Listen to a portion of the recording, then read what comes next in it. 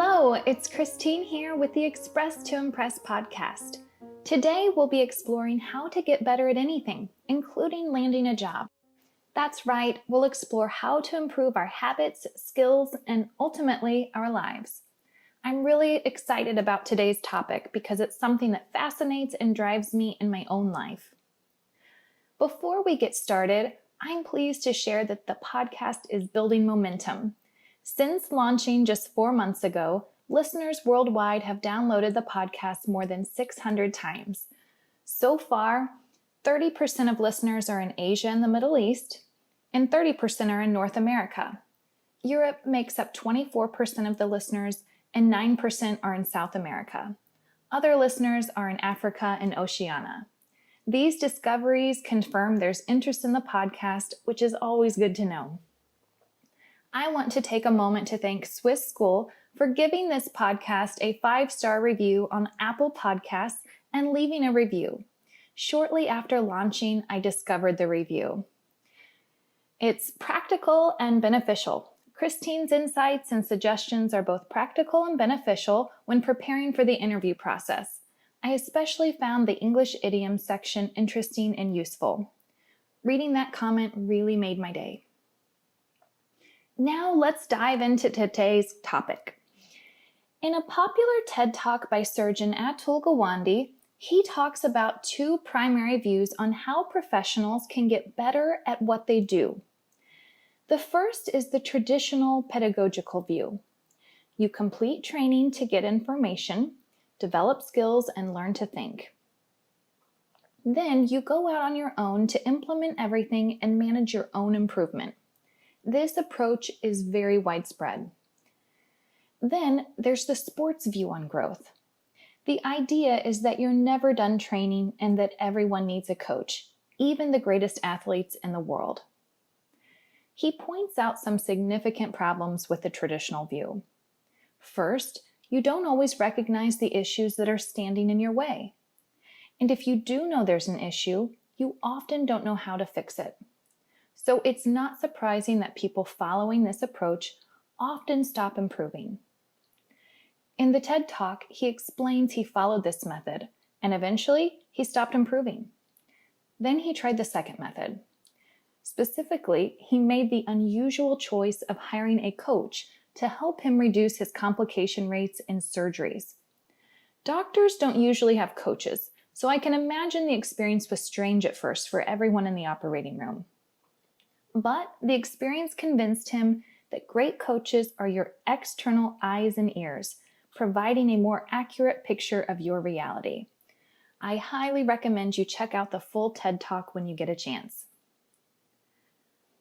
I'm a communication and interview coach, so obviously I see the value of professional coaches.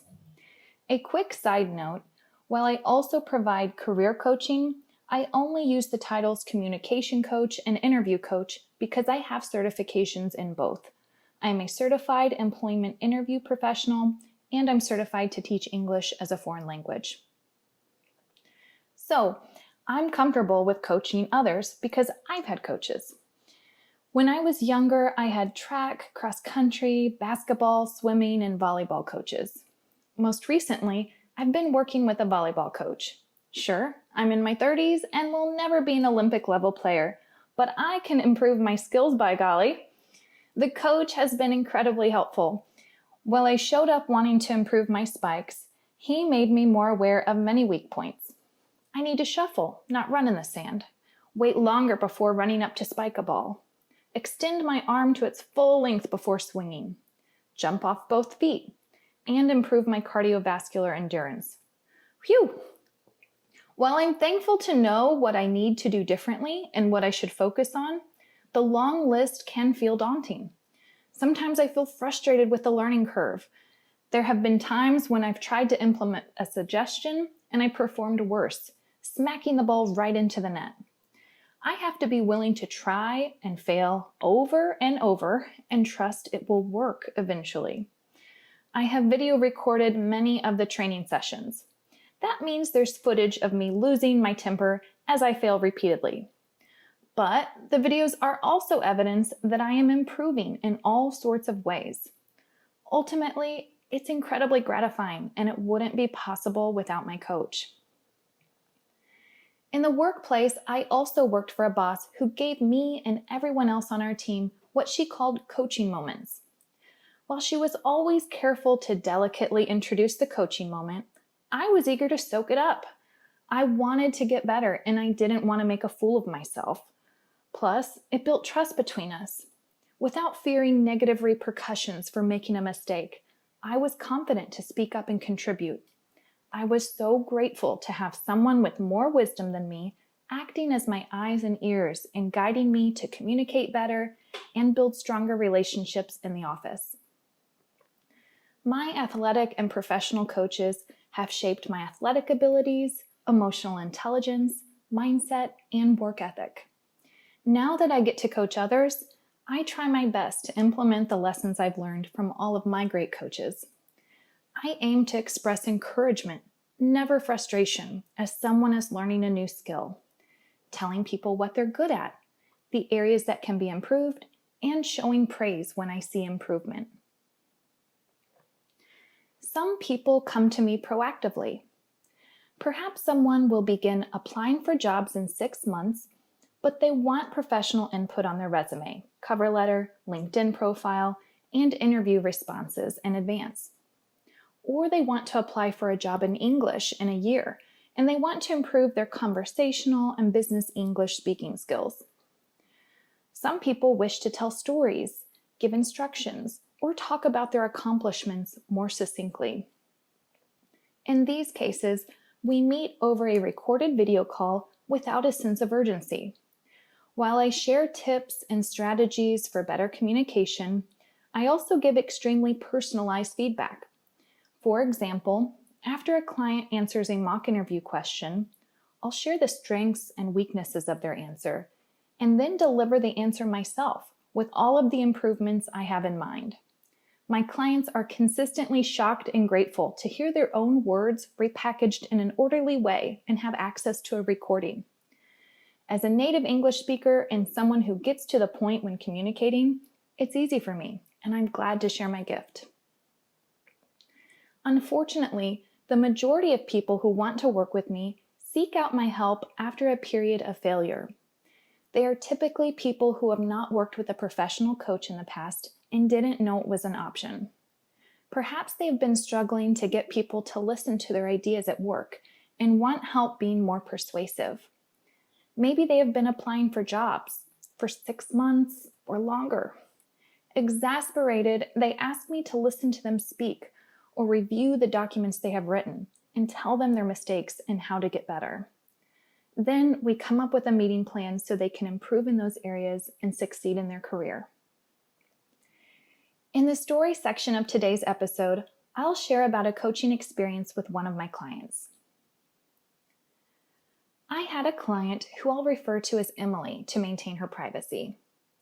She was working as an integration engineer for a Taiwanese-based company. Like many professionals, her work experience was complicated. Despite challenges associated with working in a male-dominated environment, for part of her career, she had a great boss who listened to her and supported her. Then she had a new boss. Though she regularly worked long hours, the boss worked even longer hours and was critical, telling her she wasn't a committed employee. Feeling stuck at her job and losing confidence, she applied to many American-based companies with offices in Taiwan, where she thought she would find a better work-life balance and a more inclusive culture. She applied for years and doubted her ability to get a job at an American company after so much rejection. Nonetheless, Emily wanted to get some help this time to give it her best shot. We initially met in April 2019 for a 30-minute consultation. Her English skills were rusty, and she needed to learn how to answer interview questions with more clarity and confidence. She committed to meeting with me for 10 45-minute interview preparation training sessions before an interview with a company she really wanted to work for. I helped her to rework many of her answers and to deliver them with more confidence. She learned to articulate what she wanted in a workplace, without putting down her current employer. Emily learned to pronounce challenging words and tell stories using the STAR method. Then, she interviewed and got a job offer. Emily began her new job in July and has been pleased with all the positive changes in her life. Fewer work hours, a boss who encourages and coaches employees, and friendly coworkers. After a few months, she returned to business English communication coaching with me. While her coworkers were patient and didn't complain about her English, she still struggled to express her ideas clearly.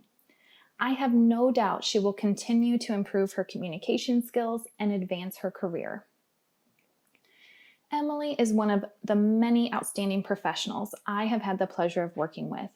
She has all the attributes of a great employee, with plenty of successes to share in her application materials and interviews. But to get a job, she had to get better at interviewing and communicating in English. The Express to Impress slogan is open doors and borders. I've seen that when people get better at communicating in English, they simultaneously open doors to employment locally and internationally.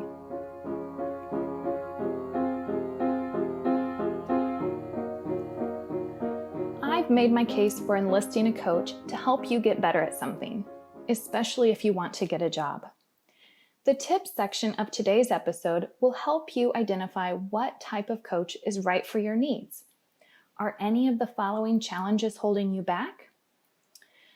You want to get a job, but you're not getting invited to interviews.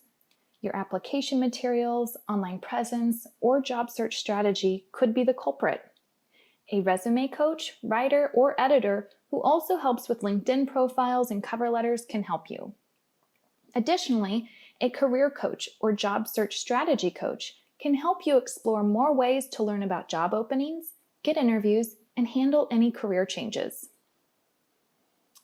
Second challenge, you're struggling to pass interviews. Not to worry, an interview coach can help you.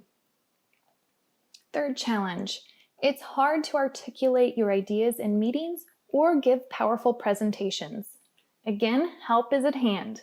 A communication coach can help. Fourth challenge, you haven't been able to get the raise or promotion you want. In these cases, a leadership or executive coach can help you. Fifth, people have a hard time understanding you when you speak English. This is a common challenge, and an accent or pronunciation coach can help you. And finally, your emails cause confusion.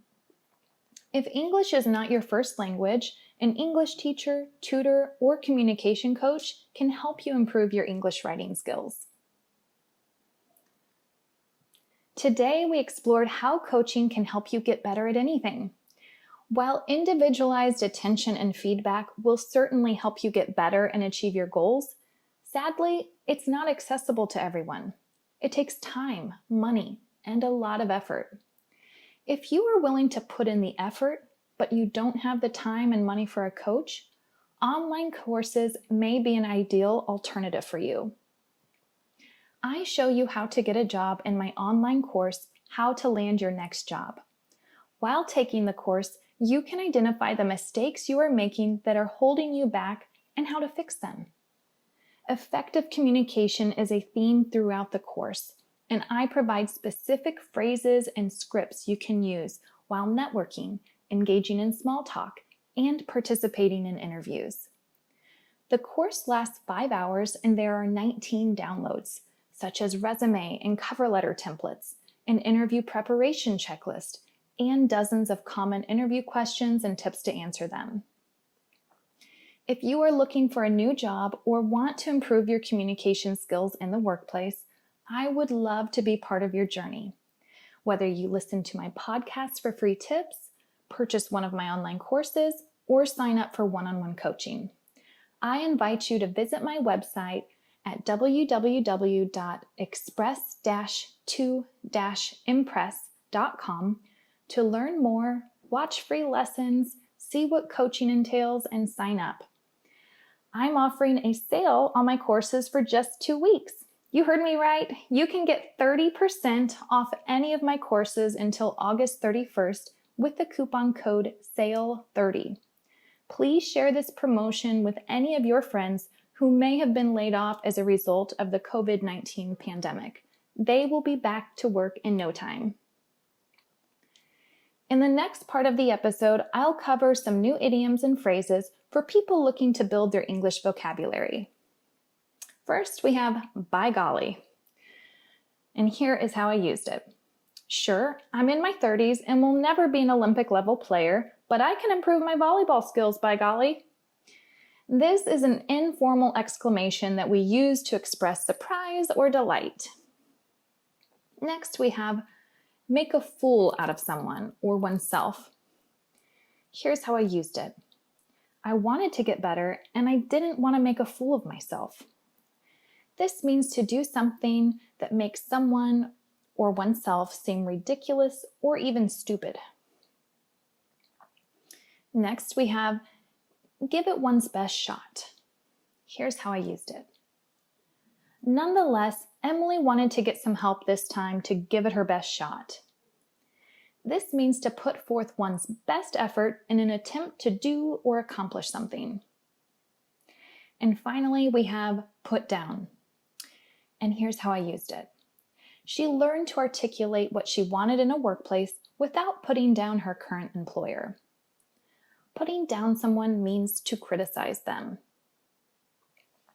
All right, before we wrap up, I need to tell you something. I want to solve your communication problems. You heard me right. I invite you to submit a short audio clip telling me about a communication challenge you're facing in interviews or at work. Then I'll help you figure it out. I'll share my tips with you and all of the other Express to Impress podcast listeners in a future episode. To get my help in solving your communication problems, just email me with a link to your audio at hello@express-to-impress.com. Thank you so much for listening to this episode of the Express to Impress podcast. If you found it helpful, please share it with a friend. I hope to see you next time. Bye.